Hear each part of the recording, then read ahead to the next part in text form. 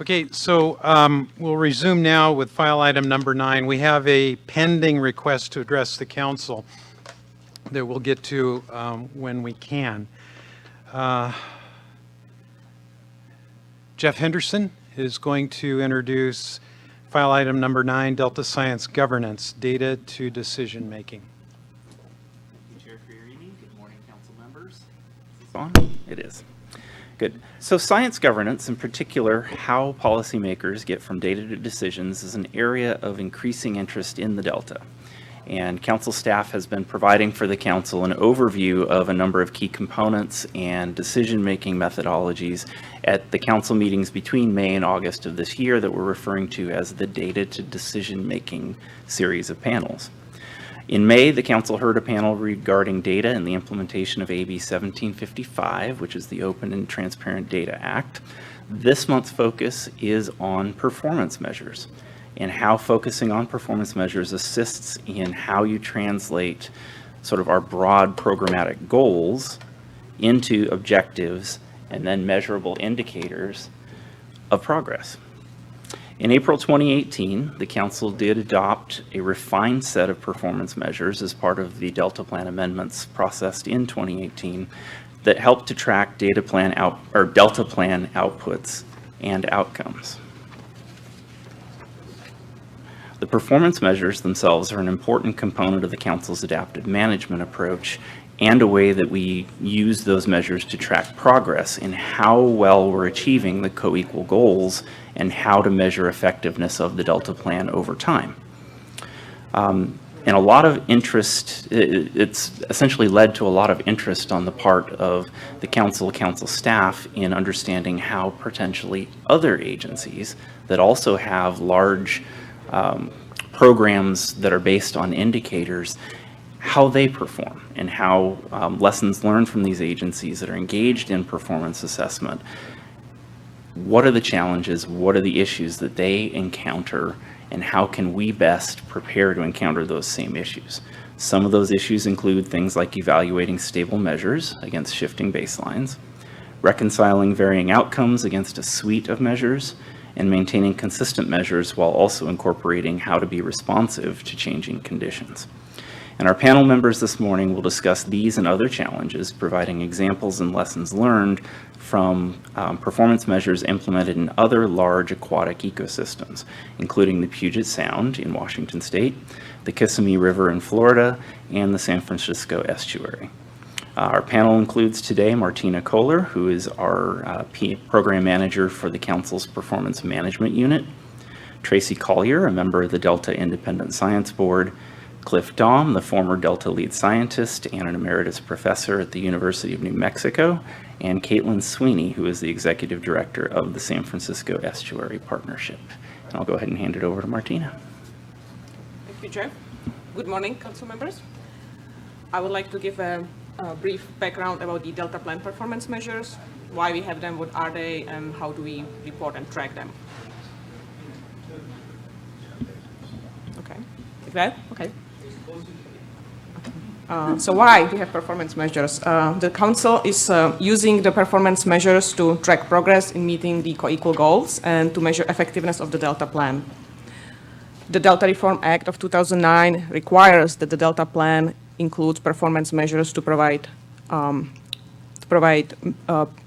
measurable assessments of the status and trends of the Delta health, as well as the reliability of the state water supply exported from the Sacramento and San Joaquin River watersheds. So the Delta Plan adopted in 2013 included an initial set of performance measures, and this initial set was then expanded and refined in February 2016. And even after that, the measurable performance measures continue to be revised and refined. This process included internal and external technical reviews and input from agency and stakeholders, internal and external science reviews including the Delta lead scientist, Delta science program, letter from the Delta Science Independent Board, and also public workshop and public comment period, as well as input from council members during council meetings. Council adopted a revised set of performance measures a couple of months ago in April 2018. And the Appendix E to the Delta Plan contains all of the performance measures as of today. What are they? The Delta Plan has 3 types of performance measures: administrative, output, and outcome measures. The administrative measures are management actions by decision and policymakers, such as various plans, resource allocations, legislature, water quality objectives. Output measures are also known as drivers, and they are the on-the-ground implementations of management actions. So these are the impacts and effects of management actions on the system. And they also include natural phenomena, like uncontrollable factors that we cannot control. And then the outcome measures, these are the ones that are kind of like the responses to the on-the-ground implementation. So these are the effects and impacts of those actions. So these are usually those that are most interested in, and they are also hardest to measure. So maybe give an example from the Chapter 6, the water quality chapter. So in that, one example for the administrative measure is setting water quality objectives for the nutrients in the delta. That's the administrative measure. The output measure would be the concentration of ammonium, nitrate, and phosphorus in the delta waterways. And then the outcome measure could be reduced harmful algae blooms in delta waterways. Another example, as far as contaminants, for example, so administrative measure is the setting the total maximum daily loads for the contaminants. Output measure is the reduction in concentration of those contaminants in the waters. And then the outcome is measurable toxicity in sediment samples from those contaminants. It's approaching 0. So this is an example for these 3 types. How are we tracking them? How are we reporting on them? The council is already tracking the administrative measures using online dashboard.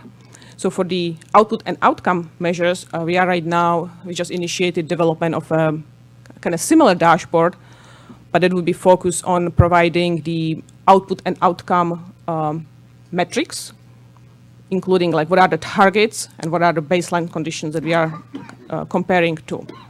So we would like the output outcome dashboard would communicate the status of outcome and output and outcome measures and provide informative graphs and charts and maps.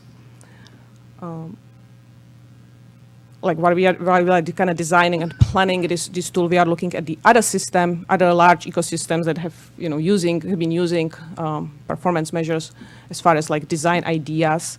So on the screen you can see some ideas that are some options how they kind of use providing kind of the information about this type of measurements.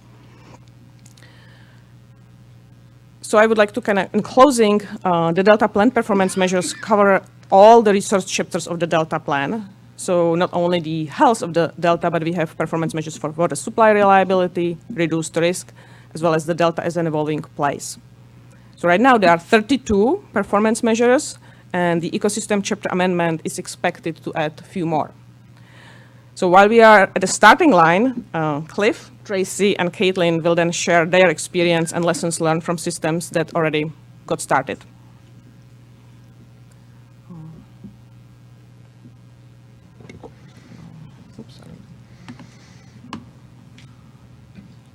Cliff, welcome back. Yes, Good to see you. I was going to say that this is like deja vu all over again, isn't it?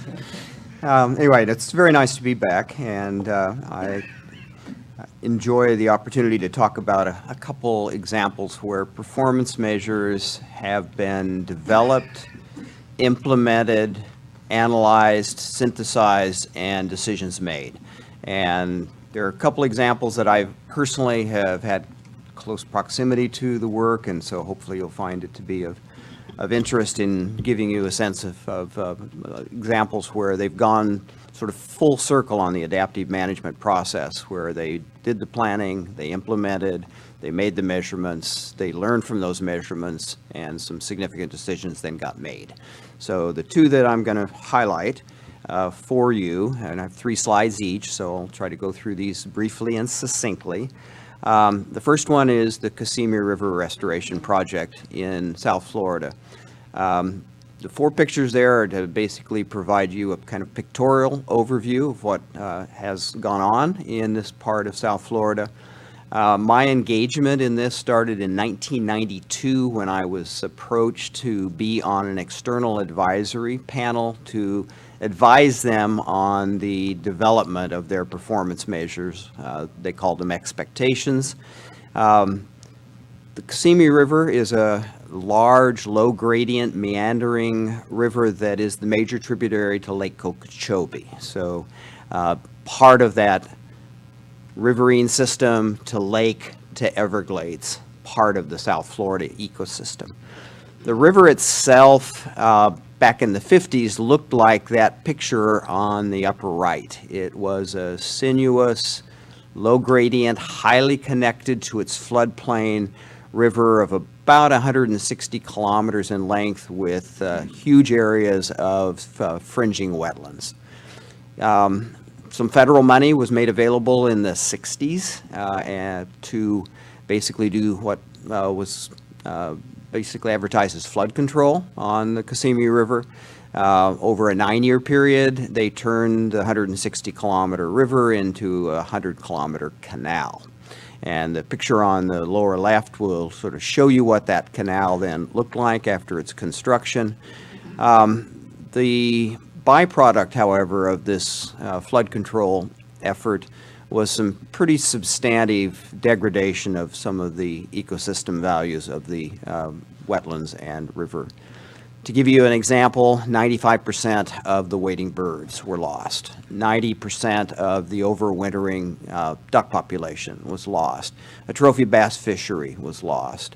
So there was a strong public interest in trying to undo some of the changes that had occurred that were undesirable. And so process went on of discussing what could be done, planning what could be done, doing some pilot projects to see whether or not it was feasible. And ultimately the decision was to go forward with restoring about 2/3 of the river system. The group that I was involved with was then charged with coming up with the performance measures that would be used to evaluate whether these restoration activities actually worked. It's a 3-phase restoration project. 1 and 2 are done. I believe 3 is ongoing.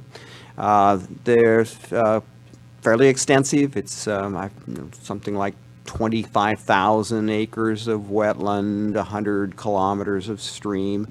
And so the process of developing the performance measures went on for about 4 years. They were adopted. They were begun to making measurements. They made measurements for 3 years before the restoration started, so they established a pretty strong baseline in the altered system. And then they began the process of the restoration, and they then followed through on these performance measures.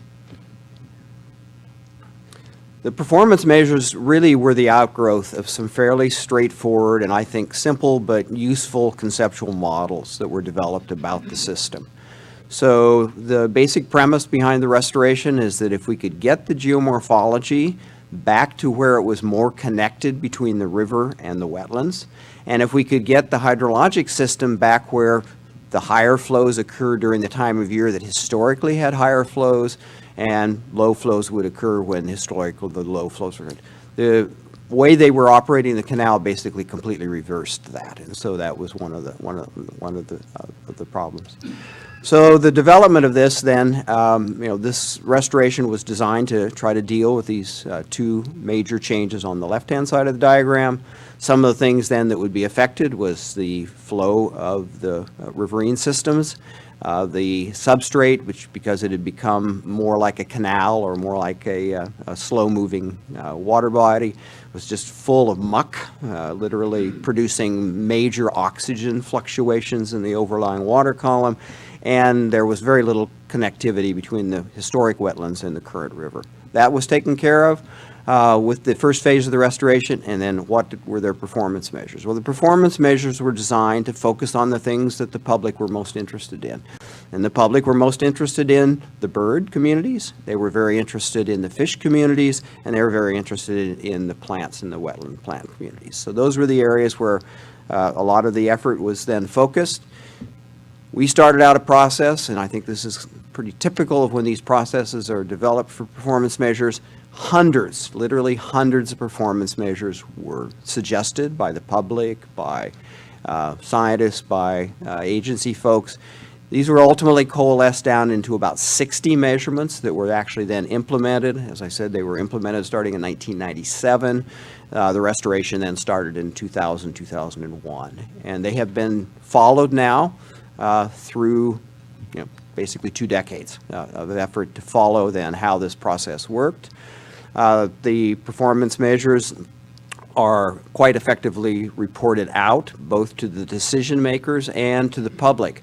So there's been strong long-term public support for this effort. And also the performance measures were very useful in, after having done phase 1, to help design and modify the phase 2, and then has then also been moved into the phase 3. The little diagram on the lower right there is basically an executive summary. Martina has this summary. I've told a lot of people about it, but it's a good overview of how they did it, what they've done, and how they've used that information for decision making. The second one that I wanted to just briefly talk about is the Healthy Waterways Initiative in Southeast Queensland. Back in 2007, I had a sabbatical available to me, and I had heard about the work that was going on in this part of Southeast Queensland, and I was extremely impressed with how effectively they had designed a monitoring program to help with the decision-making as to how to invest scarce resources in trying to make some positive changes, both in Moreton Bay, which is kind of an iconic bay in Australia, and in the catchments that drain into Moreton Bay. There are 15 major catchments that flow into Moreton Bay. It's in an area, large area, 5.5 million acre area. Interesting, complex governmental systems there. There are regional governments, there are watershed governments, there are the Queensland government, and there's the federal government. So there's about 40 different entities that actually came together to actually generate the resources to actually pay for this restoration, or pay for the evaluation program to help make decisions on what kinds of restoration would be done. And so the evaluation of the condition of the bay, Moreton Bay, began in 1998. It became very clear early on that the bay was receiving a lot of suspended sediment from some of the catchments. Actually, turns out it was 4 of the 15 catchments were the major contributors, and they were also getting a lot of nutrients into the bay. And those were causing some of the problems with the bay, which was decreasing clarity of the water, harmful algal blooms, collapse of some of the major food webs that involved some of the fish and shellfish that were important to them. So similar things that you hear about here. And so the ecosystem health monitoring program that they put in place is an interesting one in that they take 5 areas of needed information, carry out these surveys, and then actually generate information that they communicate quite effectively to the public and to the local governments. It's also interesting that they also report out a report card. They say, your catchment gets an A, your catchment gets a B, your catchment gets a D. And they also do status and trends analysis on these. Is your system improving? Well, it was interesting. They implemented this in 2002. Some of you may realize that in 2002, Australia was into the second year of what became the millennial drought. Basically a decade of very low precipitation throughout Australia. This area, Brisbane, actually had the drought broken in 2008, but the indicators that they were using, which involved fish, it involved invertebrates, it involved the physical and chemical attributes of the system, it involved ecosystem processes, and it involved the nutrients. It didn't do too terribly well for the first 6 or 7 years they made these measurements. The point I want to make here is that they did, however, sustain these measurements. They reported them out They discussed, what the likely changes would be if good precipitation years return, and that is ultimately what did happen. But I just been basically saying this is you have to sustain your effort through the bad times, because the bad times are going to occur. We're a highly variable climate here in California. You're not always going to get good indicator reports every year, and so the long-term perspective is important. And then finally, just the last thing I'll briefly say is this is one of the reasons I really liked this program is the two things. One is they really present the science in a way that the public engages with it, and they have a very good outreach program that starts at the K through 12 and goes through all levels of interaction with the public. And in addition, they have taken the information from this and they've used this to generate the kind of public support for the $8 million per year monitoring program that this effort requires, with a consortium of different government entities all contributing to the monetary and the communicative part of these processes. So these are two examples. I'll turn it over to Tracy, who I think is going to give you another one from here, from the west coast of the United States. But these are my sort of two go-to examples of where performance measures have been used well. Thanks, Cliff. Tracy, welcome. Thank you, Randy, and thanks to the other council members. Can I have the clicker there, Cliff? So I'm going to talk about Puget Sound, maybe. Or are you going to look at me on the screen? Yeah, I do too. For your sake, I really hope you can. Oh, here we go. Okay, so in 2008, when I was still a Fed with NOAA Fisheries, I was asked to oversee a project to develop a series of environmental indicators for Puget Sound. I'm just showing this slide to show that it was Sandy O'Neill, the lead author, and then myself were the two main people doing this for a couple of years with a regional consortium. But I'm going to go through some of the process here, but we've had to retrench and come back to these indicators and reanalyze them and rethink the process by which we derive them. And I want to give you some lessons maybe from that you can hopefully avoid, that were sometimes painful lessons for us. And also I wanted to say, we're talking now, this last report is about evolving the portfolio of indicators, and we're calling this the Indicator Evolution Project. So we have our own IEP up in Puget Sound. So I get confused. So if I ever get confused and we're talking about IEP down here, don't hold it against me. And again, I'm calling these indicators.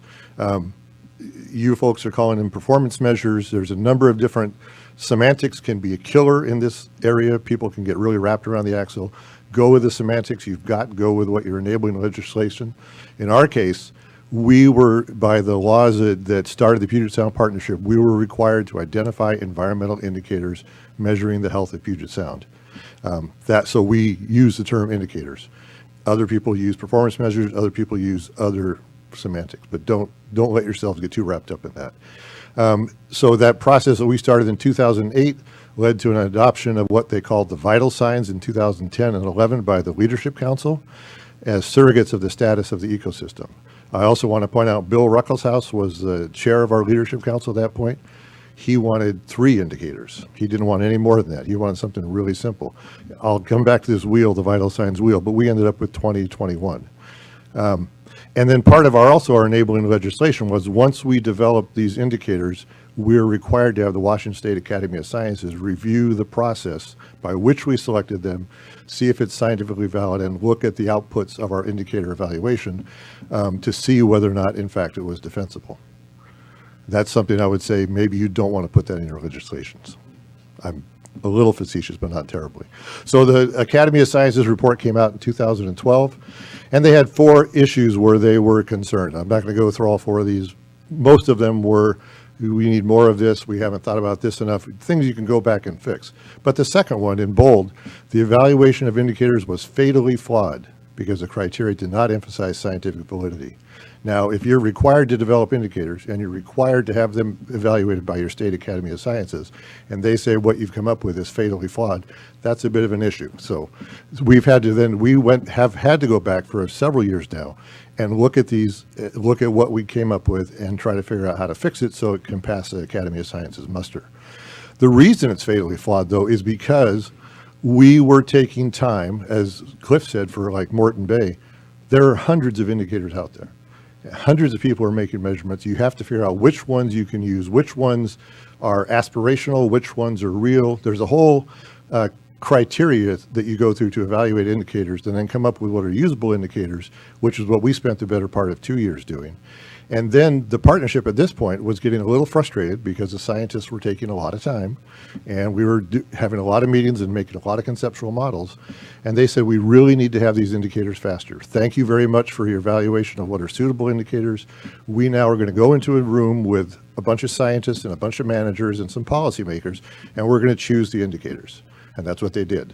And they got that done in a month, and it would have taken us, if we did the regional collaboration that we had been, it would have taken us another year. But they needed the indicators for a number of reasons, not the least of which was to be able to respond to the legislature. So that's the part where, when those final selections of indicators were made, some indicators got chosen that were not scientifically valid. And so that's where the Academy of Sciences came back and said, this doesn't pass muster. An example of one of those would be, one of the indicators we chose was the number of orca whales in the resident killer whale pods. A really great indicator for communicating to the public, but it has almost no relevance to our management actions in the short term. It's not going to work. It's not a good indicator if you're trying to report out, but the public definitely wants to know. So that's the type of indicator that sometimes are chosen for social or political reasons, but not technical reasons.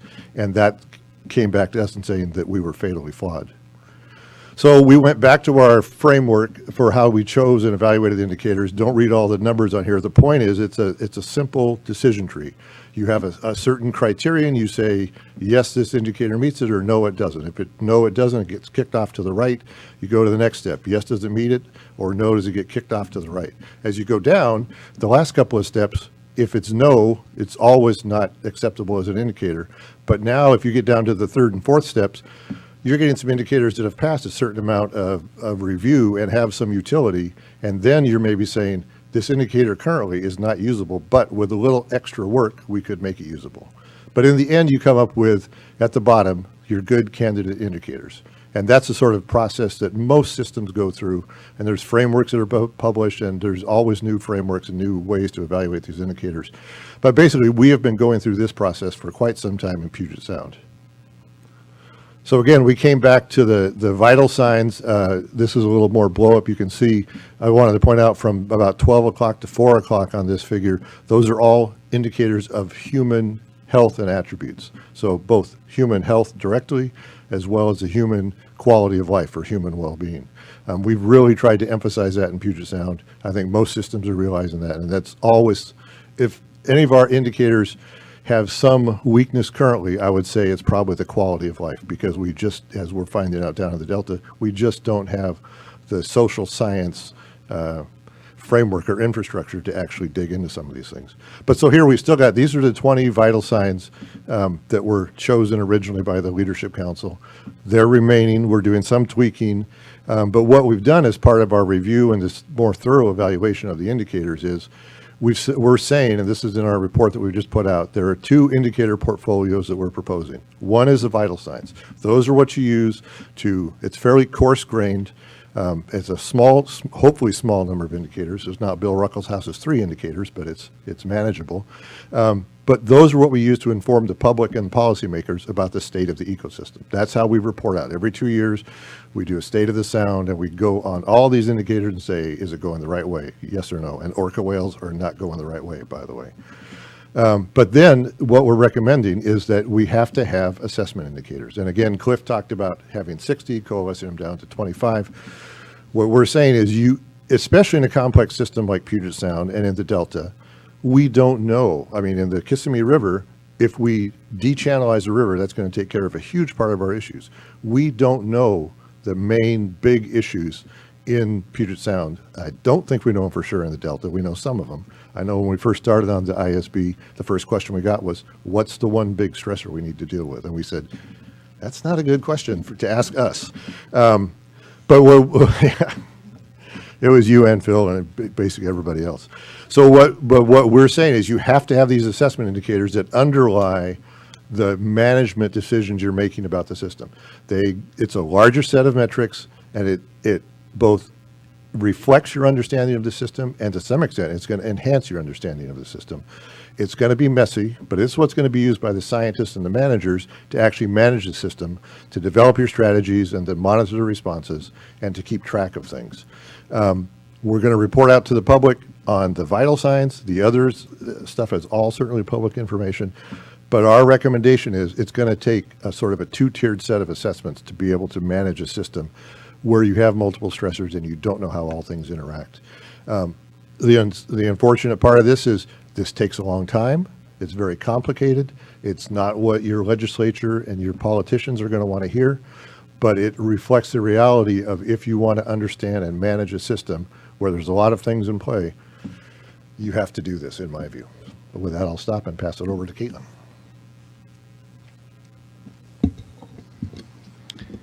Welcome, Caitlin. Thank you very much. It's a pleasure to be here.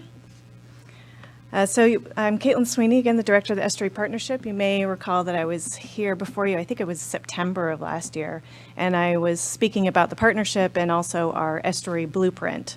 So just as a reminder, because I'm going to start from there, the blueprint is our collaborative vision for the future of the estuary. It lays out long-term goals, where we want to be in 2050, and then essentially a 5-year action plan, a strategy of actions that we can undertake to help move us towards those goals.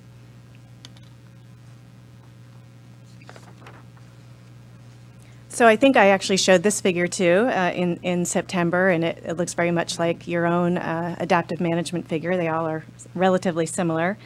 And I spoke briefly about the need to track our progress in implementing the blueprint, or here it's called the CCMP, the old name, Comprehensive Conservation and Management Plan. You see why we rebranded it as the Estuary Blueprint.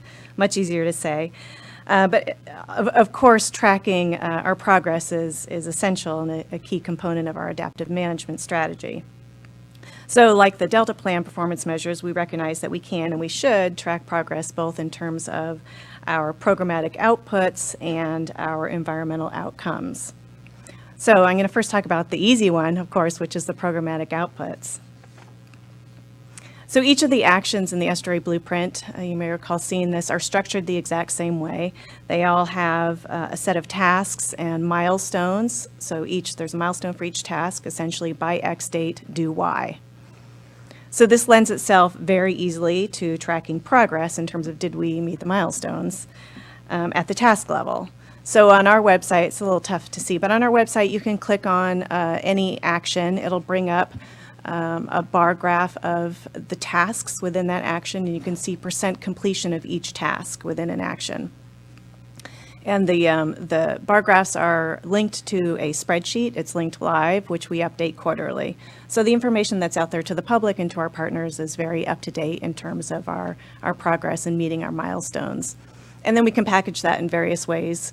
We can package it, for example, on the right, you see the pie chart. This is something we provide to our implementation committee every quarter that just shows how many tasks we have started, not started, completed, and we can roll that up to the action level as well.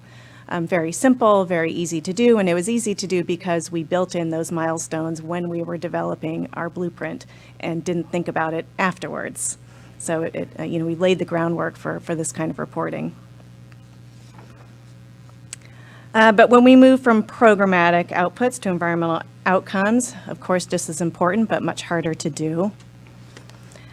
In our case, we have the separate document. We all have the State of the Estuary report that we update periodically that provides an assessment of the health of the estuary based on a suite of indicators because we had to call it that because we are an estuary partnership. And in our case, the data that we have for the indicators, they are plotted against a benchmark or maybe 2 benchmarks, and the benchmarks are based on a historical data set, or if a historical data set doesn't exist, a vetted, agreed upon policy goal. So that allows us to assess the status of each indicator relative to the benchmark as fair, poor, good, fair, poor, right? So it allows us to make some overall conclusions about the Bay and Delta, about the status of the health, and then which then can form the basis of our management response, which would be our estuary blueprint.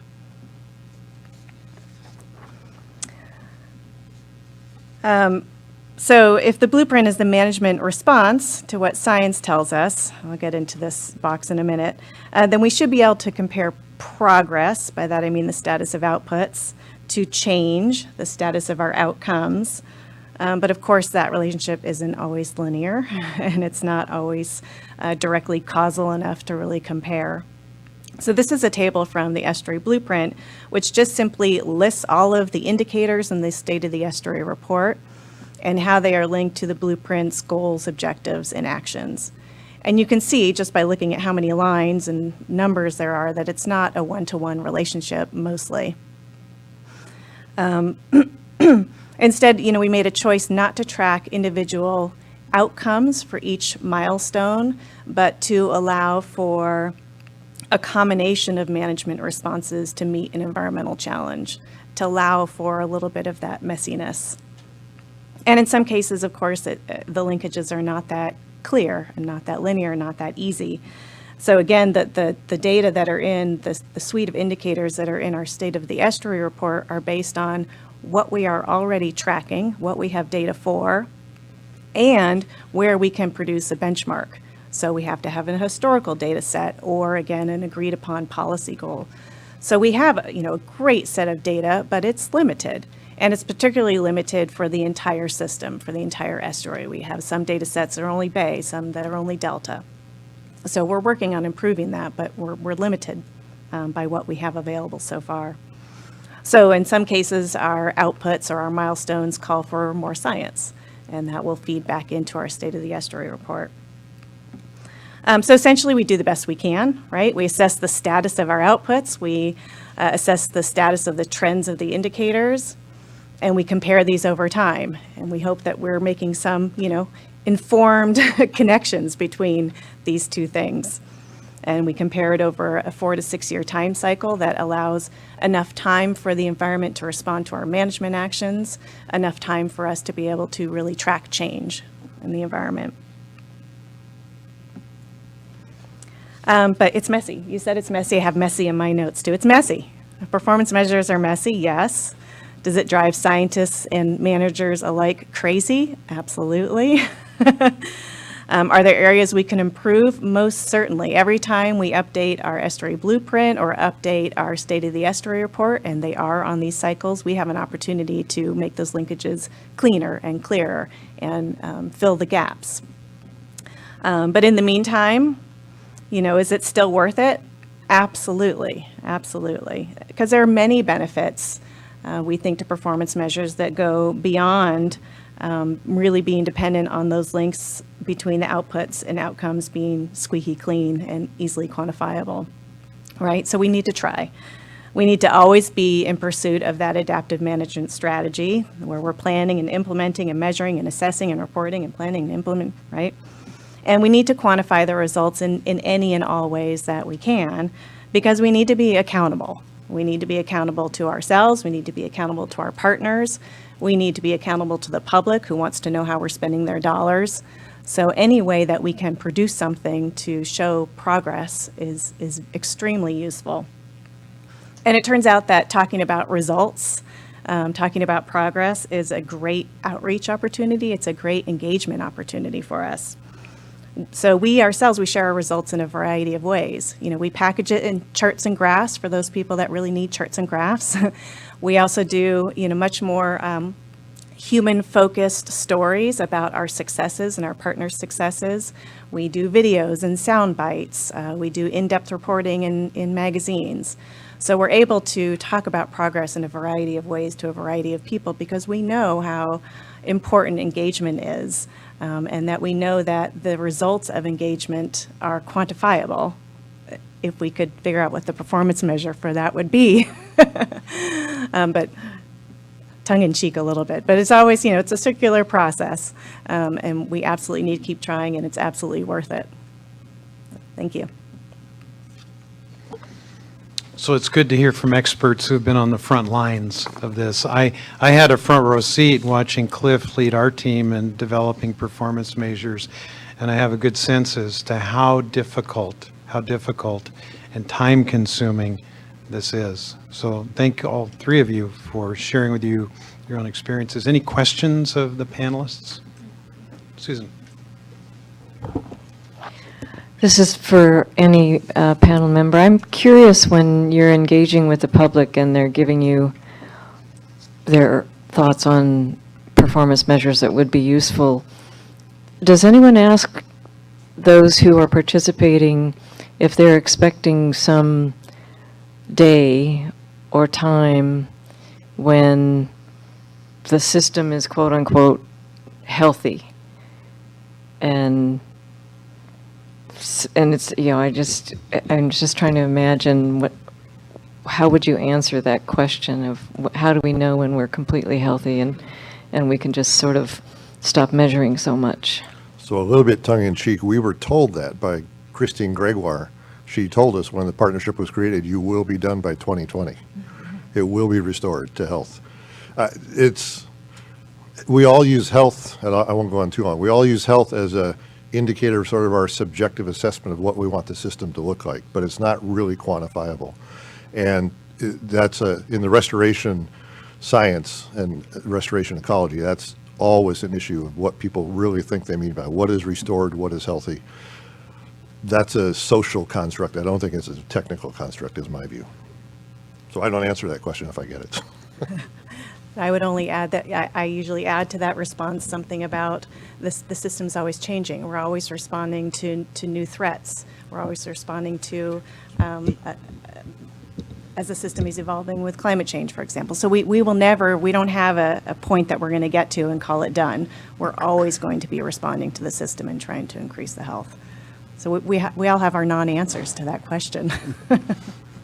I'll add another non-answer, but the one thing that I did find that the performance measures did succeed in doing, particularly in Australia, is it did help them make decisions on how to take limited resources and invest them for continued improvement in the system. And I'll provide two examples. The nutrient loading into the bay that was causing a lot of the serious problems were pretty much then tracked to 3 wastewater treatment plants that needed upgrading, and so that became number one priority. The second one was the sediment. Where was it coming from? Was it coming from the uplands? Was it coming from agriculture? Or was it coming from some of the arroyo formation that was occurring in the catchment? Turned out the majority of the sediment was coming from the riparian areas along the channels, and so investing on restoration that targeted that specific part of the ecosystem was where they put their dollars. I don't think they're ever going to say that this system is healthy and we're going to stop making the measurements because, as Caitlin, I think, said very well, systems are not static, they're always changing, but at least making decisions as to what areas need more attention is one way that these performance measures help us make those decisions.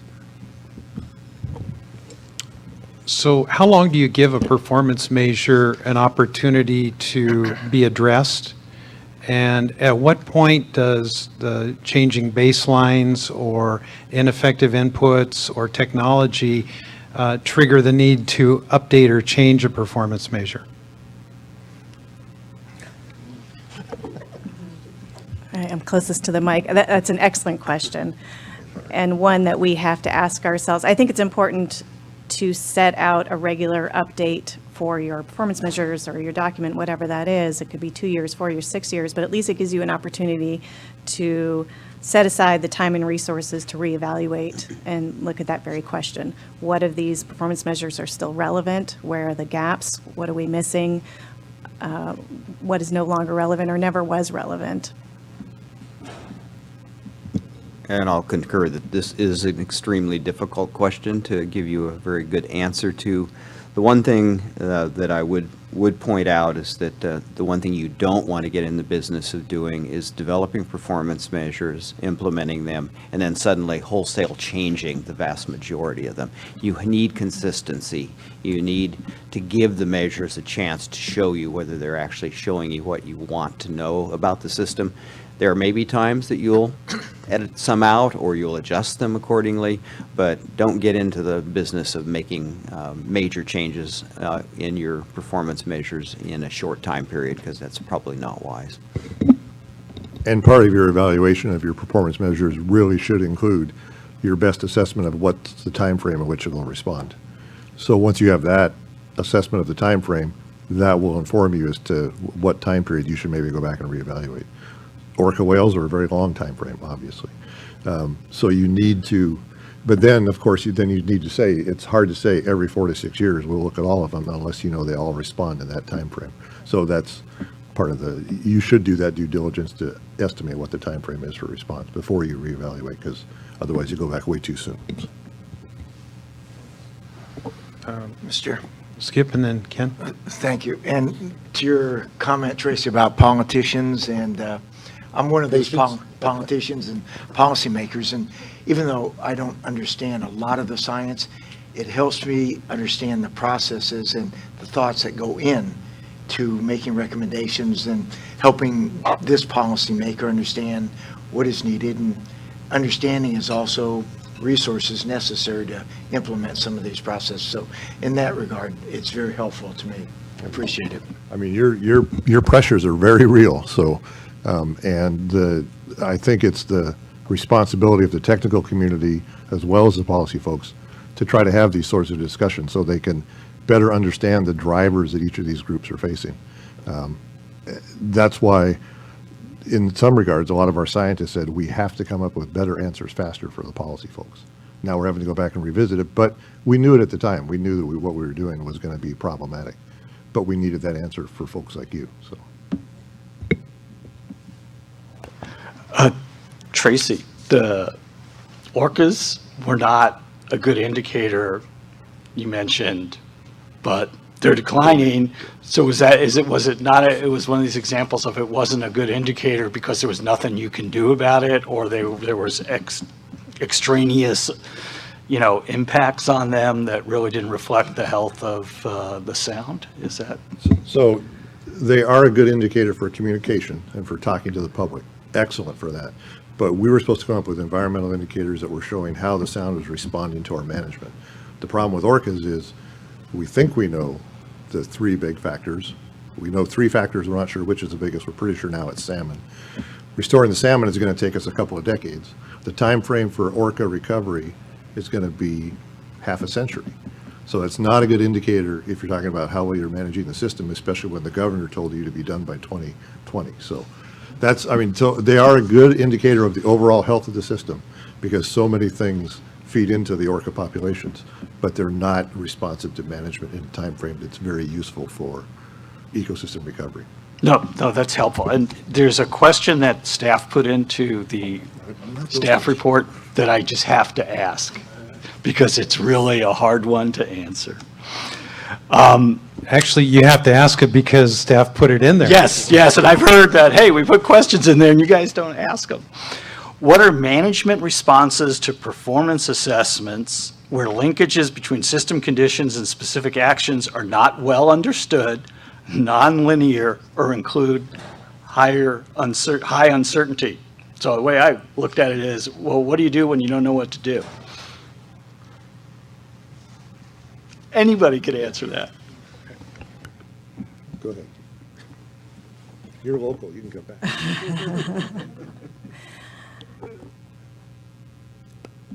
I'm trying to figure out where to start. I have these interesting discussions, these sort of chicken and egg discussions about performance measures and your management response, right? Do you develop your management actions and then develop performance measures to measure whether or not your management actions resulted in anything, or do you do an assessment of the health and then develop management responses in response to that? And then you're in this cyclical loop. It's a fascinating, for some of us, debate. And so I bring that up because we jumped in with a report that laid it out already, and then we had a management response. But some of the things we wanted to do in our management response didn't equate very well to the performance measures. So that's why we ended up sort of doing the best we can. I'm going to go back to it's messy and doing the best you can by accepting that there are management actions that you may be able to track or you may not be able to track, but there are a suite of environmental indicators that you would have to look at to see if there was any sort of response.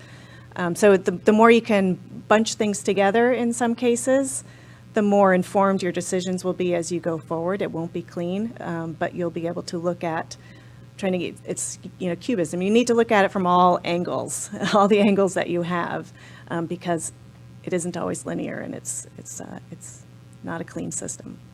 And that happens a lot in terms of we don't know what to do, so what are we going to do about it?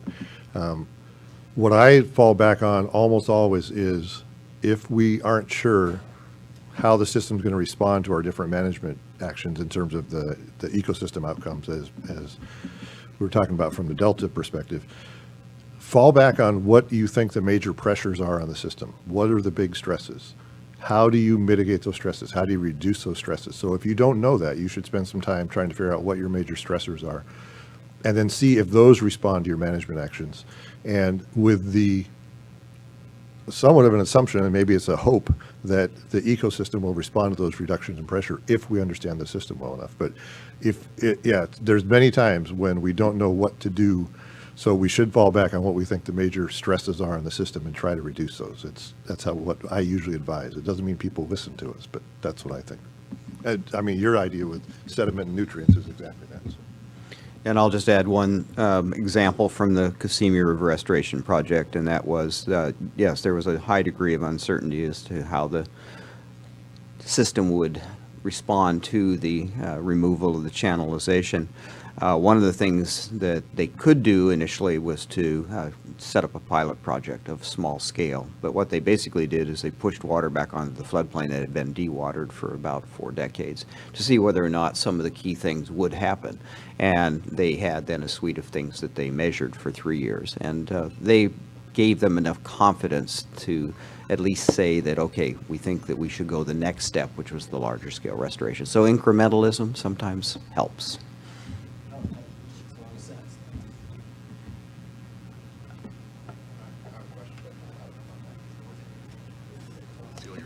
So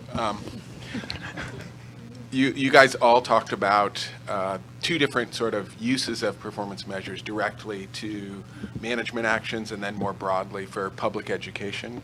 Could you talk more about how those fit together? Is it just a subset of some of them that could be used, or how do you choose the ones that are more useful and that are meaningful for public education? Is there a way to roll them all up so that you can combine them, or is it just, are there different indicators or different measures that are used for outreach rather than management? Go first. That's when I saw these lists of questions, the first thing I said was, these are really hard questions. You want to ask me these in the public, huh? That is a really good question. The issue of reporting to the public versus the understanding the system and how it's responding to management is a difficult one. We generally are, up in Puget Sound, we're tending to go towards what we're calling sort of lagging indicators and leading indicators that are basically saying, and I don't want to get into the technical weeds on it, but there's ways to communicate with each of those. And then there's tracking indicators, and then there's public reporting indicators. And we're still grappling with that as to how to take something even like the vital signs, which is 21 indicators, how to report that to the public in a way that doesn't glaze over everybody's eyes. It is really hard. And you have to, I think, know your public, and you have to look at your indicators and decide. And I think from what I'm understanding of what Caitlin's talking about, they've done a really good job of saying, here are the indicators that we know resonate with the public. Here's how we're going to report on them, and here's how we're going to engage the public with our data. I guess the only thing I would add to that is that communications is a multifaceted approach. There's not just one thing that you can do, and with the way that communication is changing and the social media that we're engaged with in our daily lives, you also need to bring that into the communication portfolio. And I would add that, yeah, it helps to have multiple levels that the public can dig into, or starting from the bottom, having an indicator that is very scientifically vetted, but that as you move forward, you can actually at some point just say good, fair, poor, and have that sort of report card approach, which is a great communication tool, but only works if you've got really solid science behind that and can back it up. And it's very hard to get to that good, fair, poor. Scientists don't like to do that. It's very difficult, but it's an excellent communication tool. And we get the public all the time asking, can you do one of those report cards? We want an ABC. But also to your point, what's also interesting is we have the need to track indicators of stewardship, for example, which is much harder to track. And we can track, how many members of the public are out there on a Clean the Beach Day. Like those kinds of indicators are also really, really useful, very important in helping us understand how well we are doing in engaging the public and increasing the stewardship of our public. And we struggle a lot with that series of indicators, truthfully. Any other questions? Then panelists, thank you very much. This has been very helpful, very useful. Martina, thank you for your leadership at the staff level and for organizing this panel. We're constantly seeking more input to do this better. So thank you all for your help.